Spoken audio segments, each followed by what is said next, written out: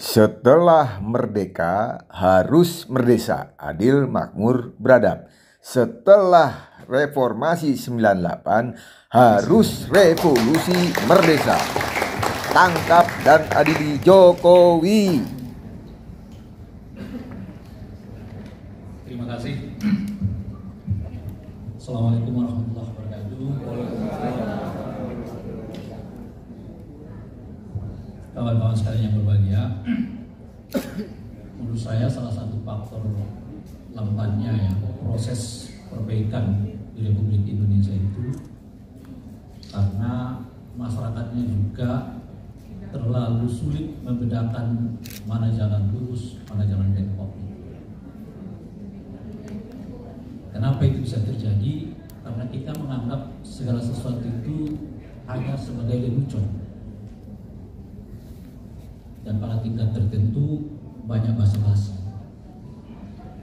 10 tahun di era Pak Jokowi itu menurut saya adalah politik yang penuh dengan basa-basi.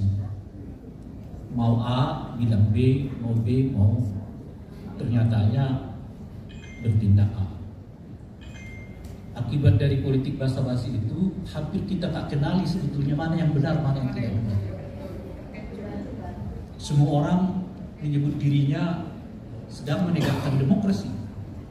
Bahkan kalau ia bersentuhan dengan mantan seorang yang sudah disebut melakukan tindak kejahatan kemanusiaan.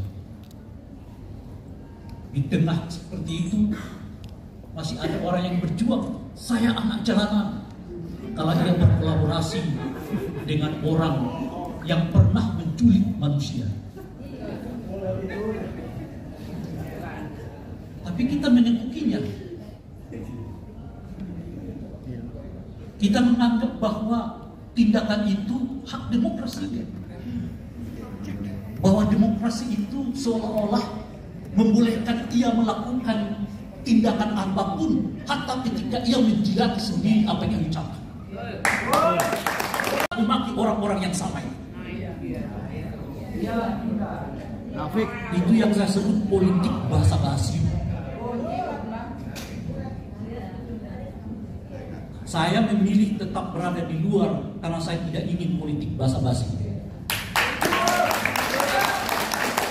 Bagi saya yang benar itu terang, yang jahat itu terang.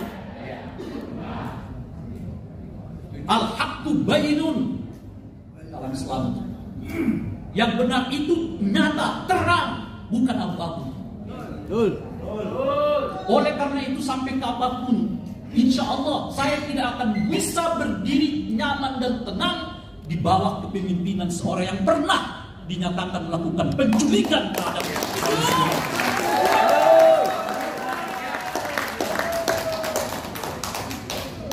Dan saya malu ketika itu dilakukan oleh saya. Masih saya mengatakan saya anak jalanan. Anak jalanan tidak akan pernah berkolaborasi dengan orang yang menindas. Ingat katakan maka kita tidak akan pernah berunding dengan mereka yang mencuri dan masuk ke rumah kita dengan cara maling.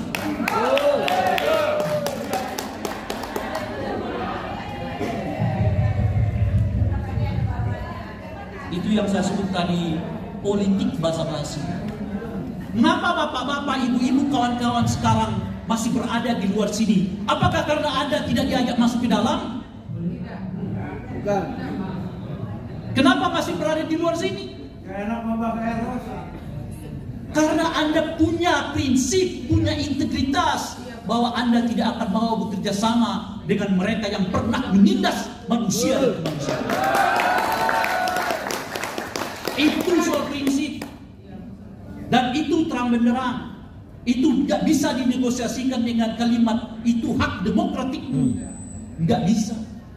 Demokrasi sesungguhnya melarang kita berkolaborasi dengan mereka yang ademokratik.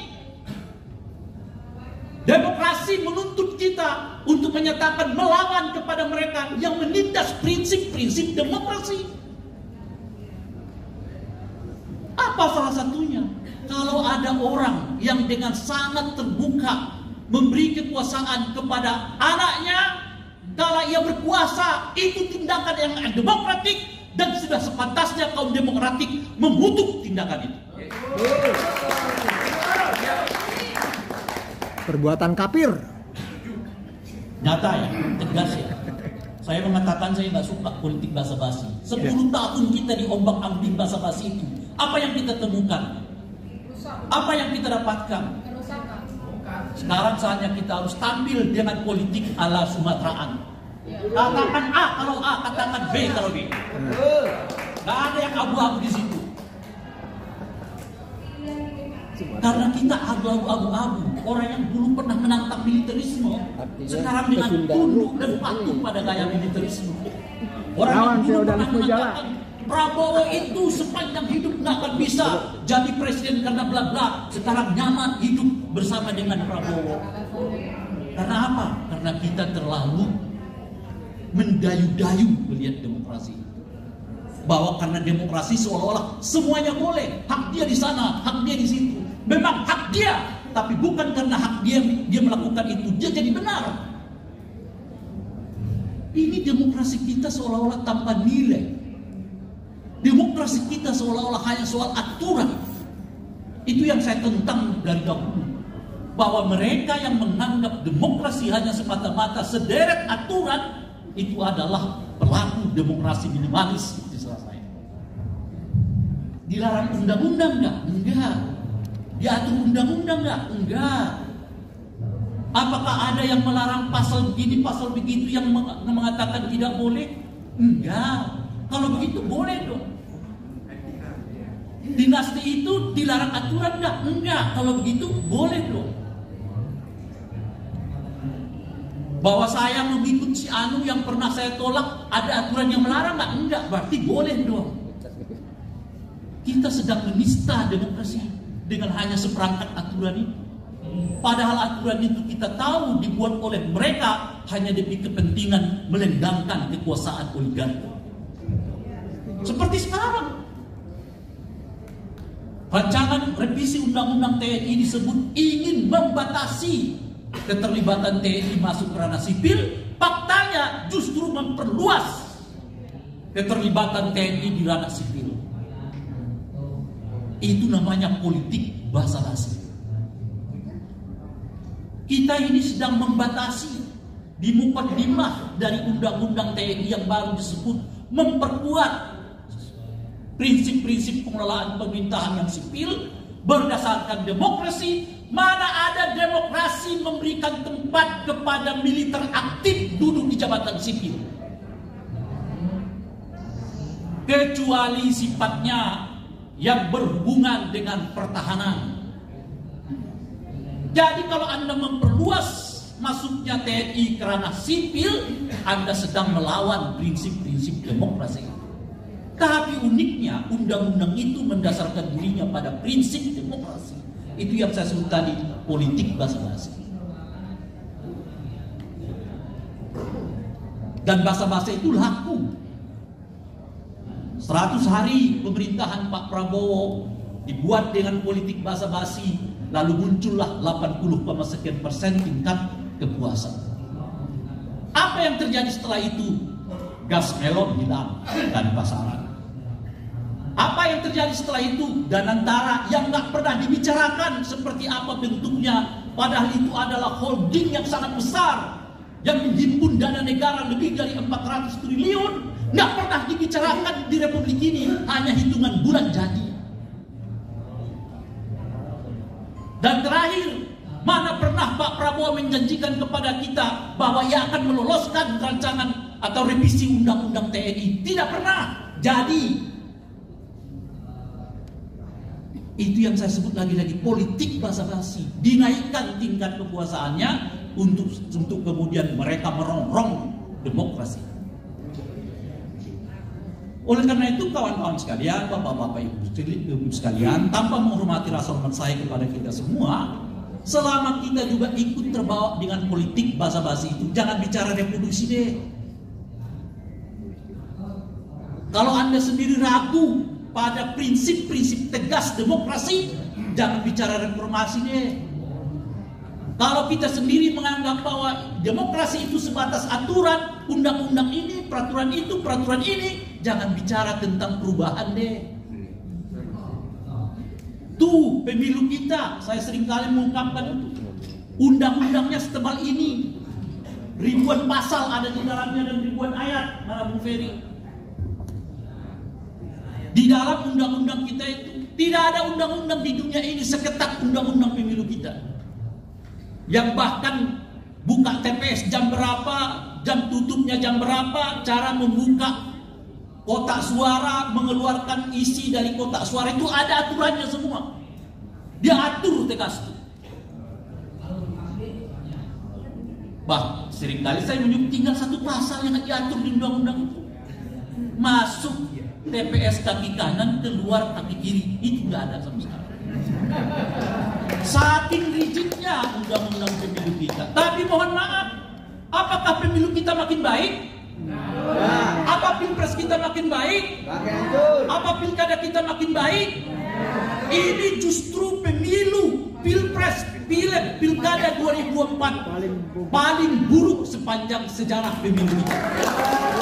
Di era padahal aturannya bejibun, penyelenggaranya disebut independen dan seterusnya dan seterusnya. Apa yang kita mau sebutkan itu? Kalau kita masih berpikir demokrasi itu seperangkat aturan, kita nggak akan kemana-mana pun. Jangan bicara reformasi, jangan apalagi bicara revolusi. Tuh KPK pakai undang-undang membentuknya, cuma mampunya sekarang ini 500 juta, 2M. Aturannya dianggap hebat, kemampuannya cemen. Nangkapin orang yang di luar kekuasaan, kepada kekuasaan mandul. 6 bulan KPK setelah dibentuk, mohon maaf, siapa di orang-orang kekuasaan yang diincar oleh KPK? Yang ada di luar kekuasaan semua. Tidak ada. Apa yang mau kita katakan? Lagi-lagi itu politik basa-basi. Dia mengolah sedemikian rupa kasus seorang sekjen yang sudah tidak berkuasa hanya untuk menaikkan citranya bahwa dia seolah-olah sedang bekerja, dan kita terpuaskan.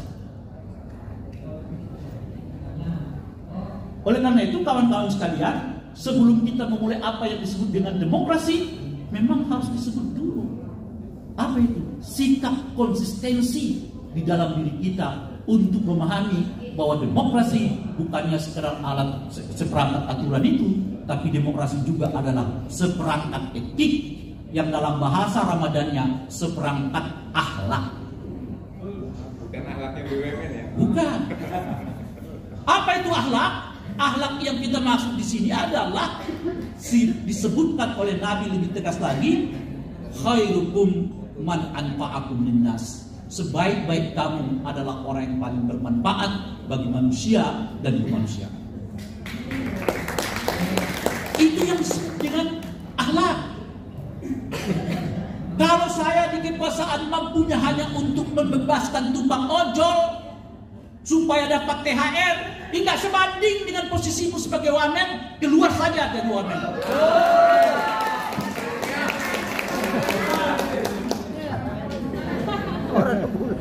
Kalau ternyata sebagai wamen Anda tidak mampu menyelamatkan 10.000 orang pekerja yang di PHK, Anda keluar saja dari wamen.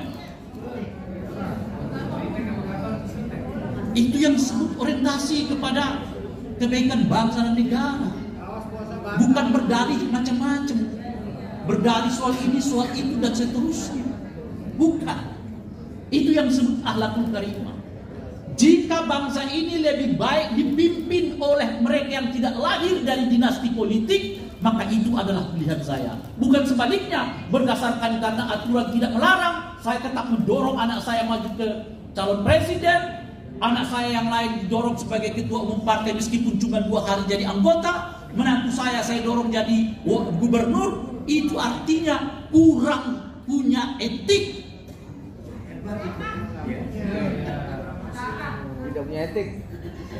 Itu yang kita alami sekarang, minus etik. yang mengakibatkan dinasti politik di mana-mana. Dan mohon maaf, itulah yang melindungi kita semua sekarang ini. Masa depan gelap, betul-betul gelap. Bagaimana nggak gelap? Anda mau masuk politik, politik dikuasai oleh dinasti politik. Anda mau masuk ke bidang ekonomi, ekonomi dikuasai oleh oligarki ekonomi. Anda mau masuk ke birokrasi, tentara sama polisi sudah duluan di sana. Anda mau jadi anggota komisaris, BUMN, macam-macam, kalau tidak jadi relawan presiden, lo nggak bakal kebagian. Kalau jadi ulama gimana? Jadi ulama? Jadi ulama. Ulama harus sepakat dulu bahwa tambang boleh mereka ribut. Jadi mau apa lagi kita yang nggak punya minat yang kayak begitu? Tidak minat membangun dinasti politik, tidak ingat memuji-muji dan juga menyanjung-nyanjung presiden. Tidak butuh macam-macam, apalagi gelap, betul gelap. Jadi benar kata mahasiswa ini gelap. Cuma gelapnya ini bukan dalam sehari dua hari ini, sudah dibentuk kata Pak Abraham Samad tadi sejak dari era Pak Jokowi. Itulah sebabnya bapak-bapak sekalian, tahun 2019 saya mengatakan Jokowi itu kurang lebih sama dengan Soeharto dalam hal gaya kepemimpinan. Alias 11-12. Apa itu? Bahwa cara berpikir tujuan lebih penting daripada cara. Yang kedua, pembangunan fisik jauh lebih utama dari pembangunan rohani. Sekarang timpang. Pembangunan fisik kita jauh sekali, rohani kita turun sebagai bangsa. Dinasti politik itu persoalan rohani bangsa. Kebebasan berpendapat persoalan rohani bangsa. Pemilu yang demokratik rohani bangsa. Dan seterusnya itu adalah rohani bangsa yang sekarang itu anjlok di era Pak Jokowi, dan ternyata itu pun dilanjutkan oleh rejim Pak Prabowo.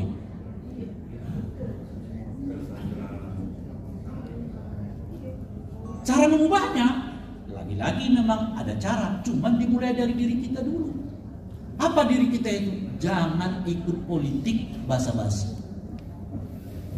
Punya keyakinan, punya kepercayaan bahwa jalan yang kita pilih adalah jalan menuju terang Indonesia, meskipun karena itu kita tidak menjadi bagian apa-apa.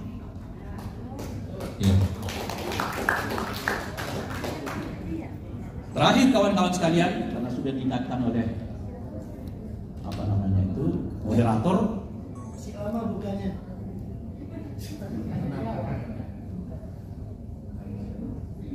Apa kalau Pak Bu Eros tadi mengatakan saya butuh 200 hari, saya bahkan sejak hari pertama Pak Prabowo memimpin saya sudah mengatakan saya tidak terlalu yakin. Ketika beliau membentuk kabinet, saya mengatakan ini kabinet paradoks. Mengambil istilah beliau dengan Indonesia paradoks. Kita ingin pemerintahan yang efisien, kabinet diperbanyak. Kita ingin pemerintahan yang efektif, jumlah kabinet, struktur kabinet dibanyak, dan seterusnya dan seterusnya.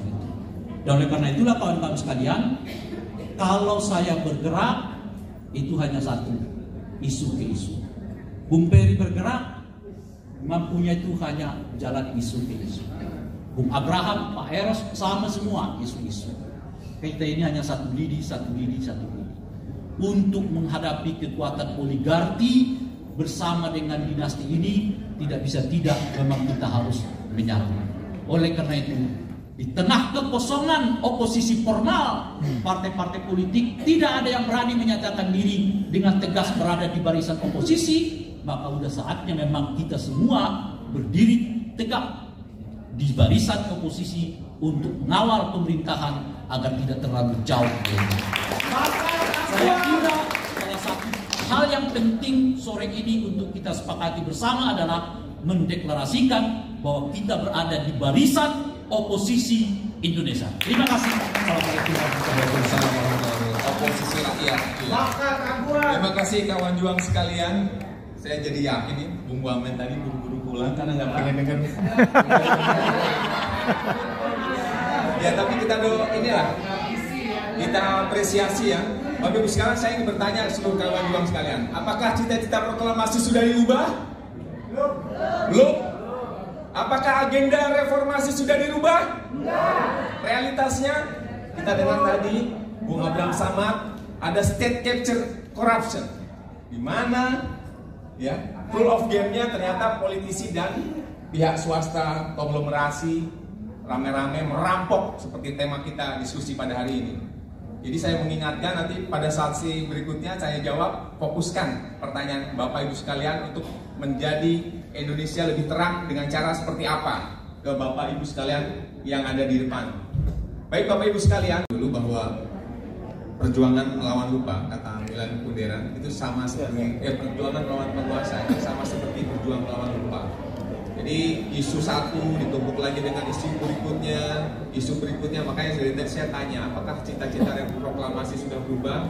Apakah agenda reformasi sudah berubah? Kalau berubah, kalau digelapkan, itu siapa melakukan? Kita harus bisa identifikasi itu dengan jelas, siapa musuh dan siapa kawan. Dan waktu datang buat Bung Rai untuk lebih mempertegas dan memperjelas. Nanti kesimpulan kita serahkan ke Ketua Umum Barikade 98. Mau dibawa kemana konsolidasi kita di dalam ruangan ini? Silakan. Terima kasih.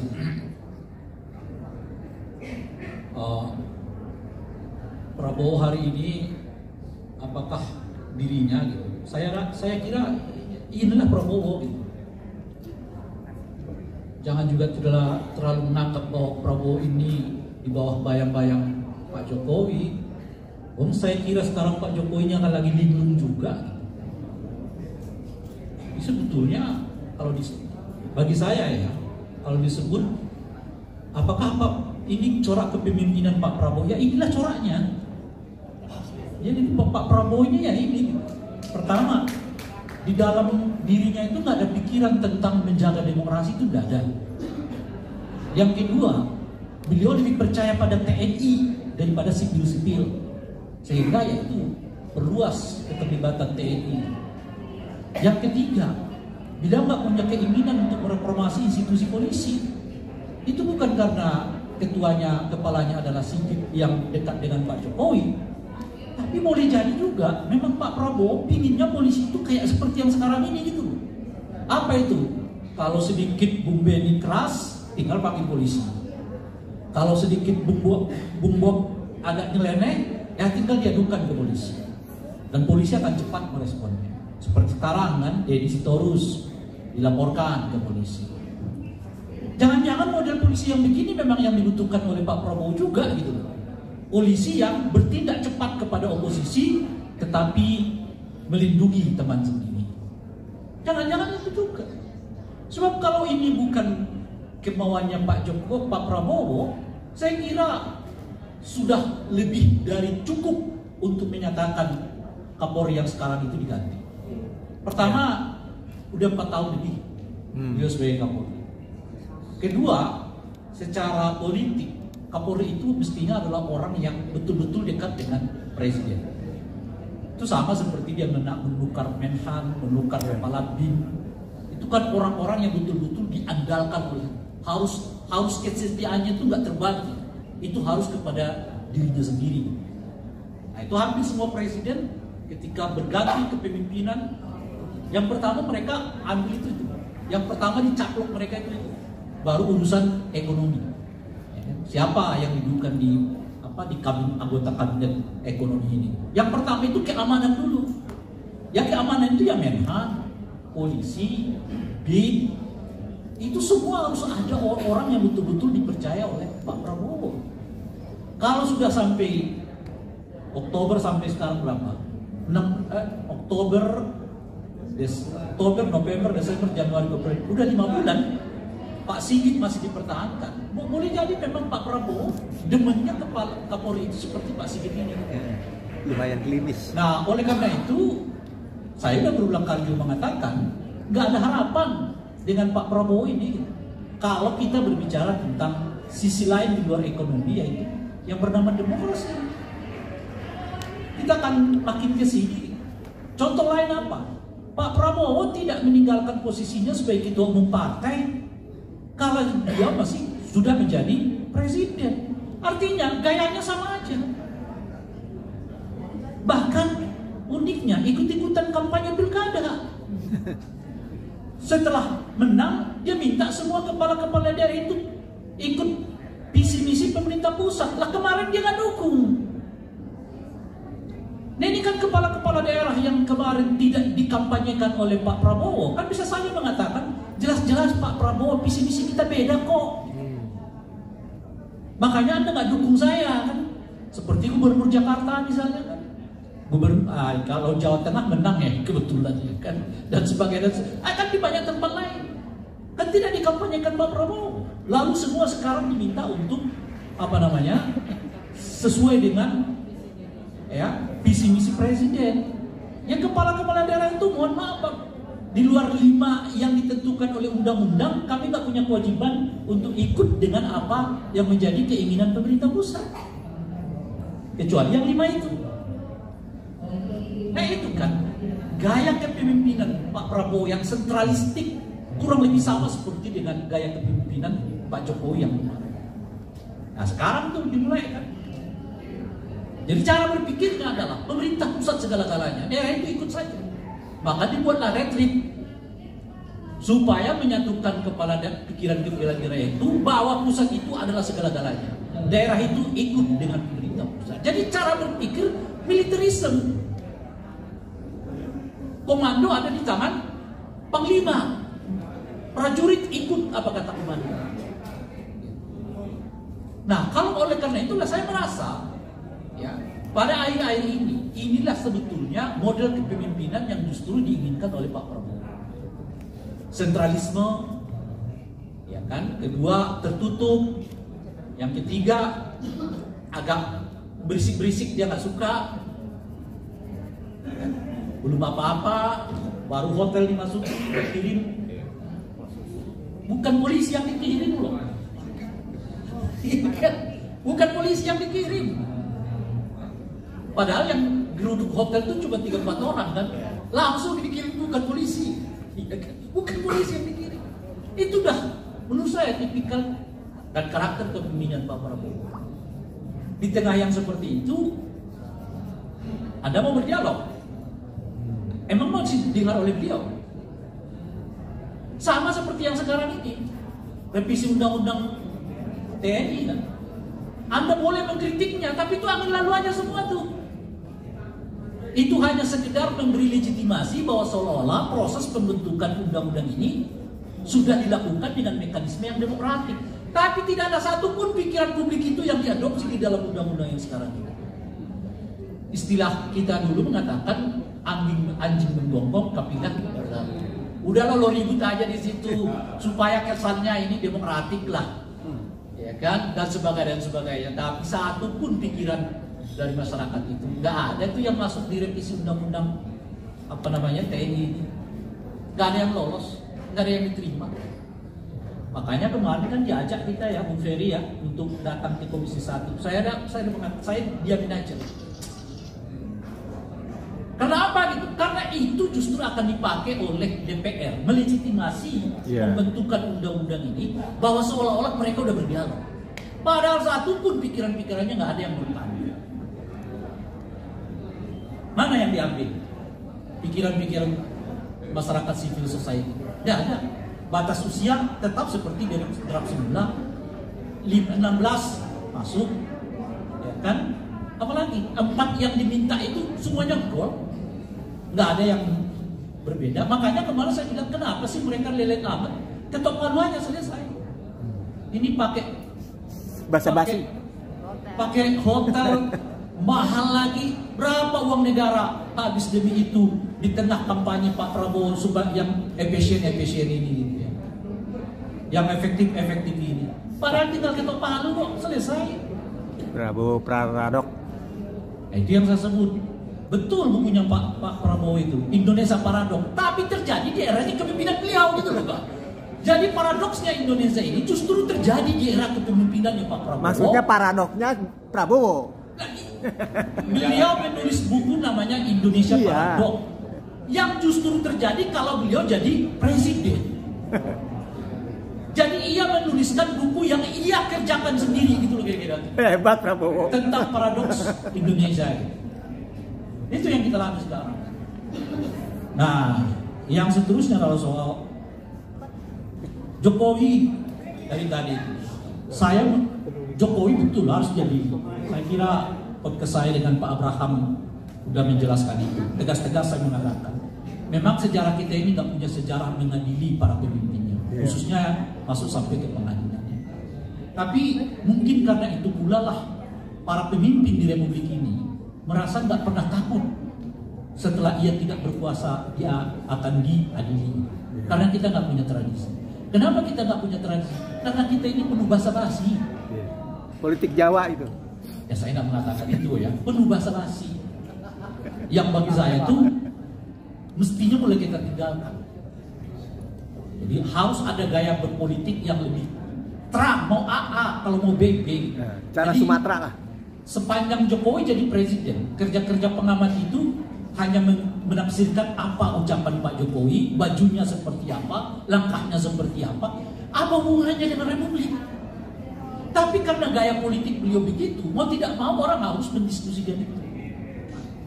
Jadi bukan pikiran-pikiran Pak Jokowi yang dibicarakan tuh bajunya, sepatunya, sampai bahan kampanye agendak itu dulu kan, bajunya 100.000, ya kan, papanya kali backgroundnya total 500.000 kata agendak itu dulu.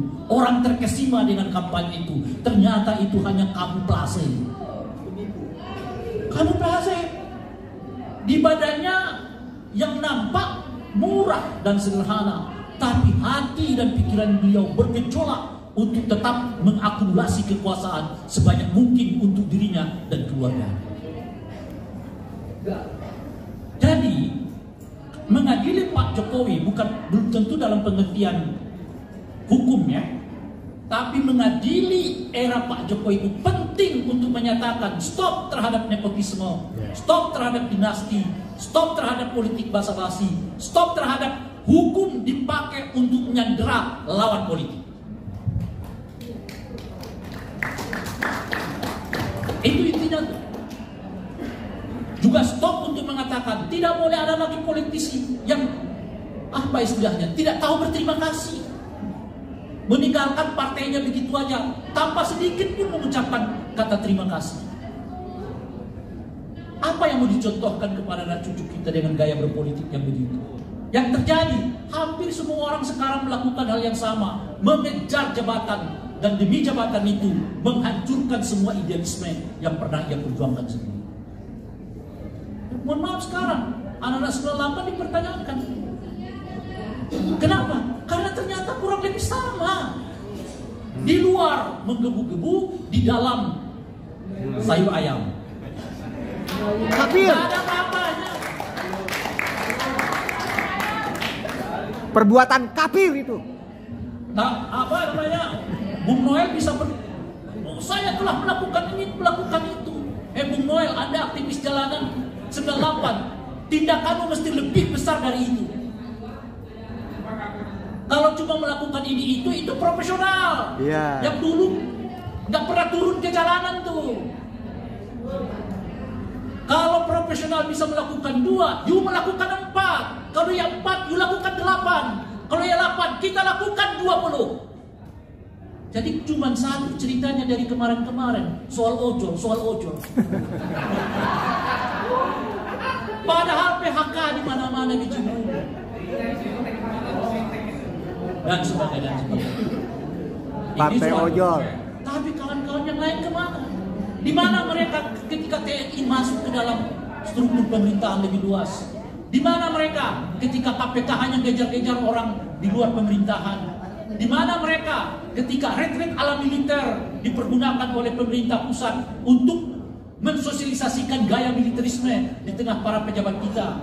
Di mana mereka kala yang ditetapkan cuma kepala desa di Tangerang, di Laut Tangerang? Di mana mereka kalau cuma 9 orang ditetapkan oleh kejaksaan sebagai apa namanya itu pelaku korupsi di Pertamina? Nggak kedengaran senyap. Kenapa itu bisa senyap? Karena kita saat ini dibawa dengan kultur pejabatisme. Apa itu pejabatisme itu? Bahwa seolah-olah segala sesuatunya itu yang paling hebat di Republik ini kalau sudah menjabat. Maka kalau Noel datang ke sini, dia ululukan sebagai wamen. Kalau Ferry datang, satu pun tidak ada yang lihat. Karena belum pernah menjabat. Itu dah kultur kita di mana-mana sekarang. Kalau saya baca di bawah, ya, komentar-komentar itu, ya kan, apa yang disumbangkan Rai, kata dia, tahu itu. Tapi pertanyaan itu menunjukkan kepada kita bahwa tidak ada penghormatan terhadap mereka yang mengoposisi pemerintah. Bahwa seolah-olah mengoposisi pemerintah itu satu tindakan kejahatan, satu tindakan yang tidak punya andil bagi kemajuan bangsa. Kalau tidak disebut orang yang merongrong bangsa kita ini. Oleh karena itu, hari ini kita lihat tidak ada satupun partai yang berminat jadi oposisi. Hatta partai banteng Bung Tenri, sedih kita melihatnya. Kalau ada macan yang berubah jadi meong, apakah mungkin banteng akan berubah jadi? Gak tahu saya. Jadi gorila. Gak ada. Karena jadi oposisi itu tidak enak. Pertama, tidak menjabat. Yang kedua, nggak ada mobil tuh yang disediakan khusus ketika jalan di jalan raya yang di depannya ngeong-ngeong. Nggak ada. Jabat ngeong-ngeong. Saya pernah ketemu dengan teman saya yang pernah jadi komisioner. Memang enak menjabat itu, Rai, kata dia. Kenapa? Saya belum ngomong apa-apa, masih tengok ke belakang. Pejabat yang di belakang sudah berdiri. Siapa? Ada yang bisa saya lakukan. Belum ada instruksi apa-apa, baru nengok ke belakang. Yang di belakang sudah berdiri. Siapa? Apa yang bisa saya lakukan? Coba. Feodal itu. Pejabat itu gaji tetap. Lalu kita di sini mikir besok ini makan apa udah susah. Feodalisme Jawa. Enak. Bisa menumpuk kekayaan. Ya syukur-syukur kalau nggak ketahuan KPK ya lolos, aman. Enak jadi pejabat itu. Lalu oposisi dapat apa? Kagak dapat apa-apa. Sudah nggak jabat, diintimidasi, dibilang sebagai tukang provokator, ya kan? Dan yang terakhir itu apa lagi? Miskin. Gak ada sumber uangnya. Siapa yang mau duduk di sini? Tidak ada. Dan mata masyarakat kita dibentuk oleh pejabatisme ini. Ya tanya sederhana. Kalau misalnya ada acara-acara, kebetulan kepala desa ada, ya ini ada, itu semua satu-satu dipanggil. Yang terhormat Pak Bob sebagai Menteri Dalam Negeri, Bung Benny sebagai Wakil Menteri Pekerja Sosial, gitu ya. Bung Tenri Kepala BIM, disebutkan satu-satu. Gawat. Disebutkan satu-satu. Tapi begitu ke Bung Ferry nggak disebutkan sama sekali, karena nggak ada jabatannya Pak. Bahkan saking hebatnya penjabat itu, mantan pun disebutkan. Ya kan? Mantan komisioner tahun sekian. Ini yang akan menjabat. Lalu siapa yang mau duduk di posisi ini? Tidak ada. Tapi kalau republik tanpa oposisi udah gelap segala-galanya. Ekonomi gelap, demokrasi gelap. Kalaupun ekonomi ini nggak tumbuh, kawan-kawan sekalian, setidaknya demokrasi kita bisa bertahan. Kalau kita tidak mewariskan kekayaan materi kepada anak-anak kita, setidaknya kita mewariskan kekayaan ruhani. Apa itu kekayaan rohani itu? Demokrasi. Apa itu demokrasi itu? Kesempatan yang sama bagi seluruh warga negara Indonesia untuk mewujudkan mimpinya di Republik ini.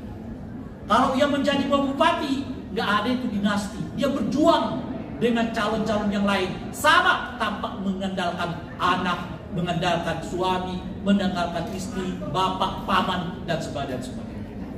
Kalau dia ingin masuk ke dunia bisnis, dia nggak dihadap oleh oligarki. Masuk ke birokrasi, nggak dihadap oleh mantan TNI, mantan Polri, ataupun TNI dan Polri yang masih aktif. Anda bisa bayangkan Bapak-Bapak sekalian, saya miris melihat Departemen Dalam Negeri kita ini. Departemen Dalam Negeri itu simbol penting dari pemerintahan sipil. Benar nggak Bung? Mestinya yang lain, kalau yang lain itu punya kecakapan macam-macam, kalau mau pakai teori yang sekarang, TNI boleh masuk ke dalam ranah sipil, ya kan? Kecuali Menteri Dalam Negeri. Karena itu harus betul-betul sipil. Karena disitulah simbol terakhir dari pemerintahan yang disebut dengan pemerintahan sipil.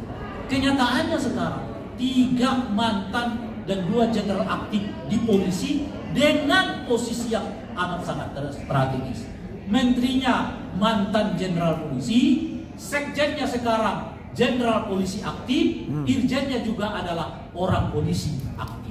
Di dalam Menteri Dalam Negeri, dalam posisi di mana polisi kita ini statusnya nggak jelas. Kalau ia berhadapan dengan sipil, dia seolah-olah militer. Kalau berhadapan dengan militer, dia ngaku-ngakunya orang sipil. Sipilis. Makanya nih, tantangan kita sekarang pasca undang-undang TNI adalah revisi undang-undang kepolisian. Nah itu penting tuh. Yang sekarang mau dibahas. Itu. Jangan lolos lagi. Dulu kita hanya menghadapi satu kekuatan yang mempunyai senjata, namanya militer. Sekarang kita berhadapan dengan 2 kekuatan sekaligus, dan dua-duanya pakai senjata. Satu namanya militer, satu namanya polisi. Nah, kalau mau bicara tentang langkah apa yang dilakukan oleh kita sebagai oposisi itu tadi, salah satunya adalah mencermati revisi undang-undang kepolisian yang akan dibahas, dan termasuk di dalamnya revisi undang-undang KUHP, di mana kita mendengar kewenangan kejaksaan akan dipreteli, tidak lagi boleh menyentuh kasus-kasus yang berhubungan dengan korupsi. Ini lagi-lagi seperti yang saya sebutkan, jangan-jangan ini cara berpikirnya Pak Prabowo. Kejaksaan itu sudah memperlihatkan tarinya. Sekali pukul 270 triliun, sekali pukul 300 triliun, sekali pukul 1000 triliun. KPK sekali pukul 500 juta. Paling jauh 2 miliar kemarin. Itu pun dilakukan temannya TNI yang sudah nggak berkuasa. Dikejar-kejar yang nggak berkuasa. Lalu di tengah prestasi kejaksaan seperti itu, justru kewenangan menindak tindak pidana korupsi itu dengar-dengarnya akan dicabut, diserahkan kepada KPK yang cuma beraninya sama temannya TNI yang berada di luar kekuasaan. Kan makin aneh ini. Lagi-lagi nih bapak-bapak sekalian, ibu-ibu sekalian, jangan-jangan memang itu udah cara berpikirnya Pak Prabowo. Prabowo paradoks. Jadi jangan kita lagi melihat ini masih di bawah bawangan Pak Jokowi, belum tentu. Jangan-jangan Pak Jokowinya sendiri sudah resah. Ide soal pendirian partai politik terbuka, menurut saya sinyal bahwa Pak Jokowi sudah mulai resah karena ia merasa mulai ditinggalkan sendiri. Siapa partai politik yang bantu beliau sekarang? Kagak ada. Paling relawan-relawannya kan. Oh mana-mana relawan, kemana-mana relawan. Mana juru bicara partai dulu, udah gak muncul. Kenapa? Jokowi masa lalu, masa depan kita adalah Pak Prabowo. Kan kira-kira begitu tuh. Partai politik itu berpikirnya pragmatis. Megang Jokowi belum tentu kita menang, tapi kalau menang Pak Prabowo mungkin kita menang. Kan kira-kira gitu. Maka muncullah ide mendirikan partai politik terbuka. Supaya dengan cara begitu Pak Jokowi mungkin masih bisa bernegosiasi dengan kekuasaan. Karena beliau bisa tunjukkan saya punya massa. Sekarang bagaimana mereka menunjukkan bahwa beliau punya massa? Relawan-relawan, lalu Noel yang pro Jokowi mania sekarang mengubah namanya menjadi Prabowo mania kok kira-kira. Cuma basa-basi masih di Jokowi mania nggak? Masih kata dia. Lo kok Jokowi mania sekaligus Prabowo mania, Anda ini siapa? Ekonomi kreatif. Ya, cuma basa-basi tadi kan kita politik basa-basinya banyak. Iya itu tadi. Mungkin udah jelas kok. Jokowi mania yang sangat, ya kan? Anda boleh tuduh saya teroris kata Noel, tapi jangan sekali-kali Anda menyebut saya ini anti Jokowi. Dia nggak mau itu. Kan kira-kira gitu. Sekarang aja dia deklarasi menjadi Prabowo mania. Jokowi manianya di belakang, di depannya Prabowo mania. Selesai. Jadi makin tidak ada.